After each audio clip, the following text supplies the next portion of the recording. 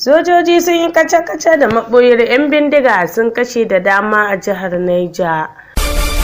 Sojojin Najeriya sun fatattaki 'yan bindiga a wani yankin jihar Niger sun hallaka da dama.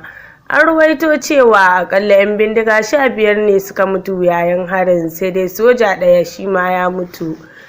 Kai ɗauki da sojojin suka kawo ya ceto mazauna yankin daga mummunan harin 'yan bindiga.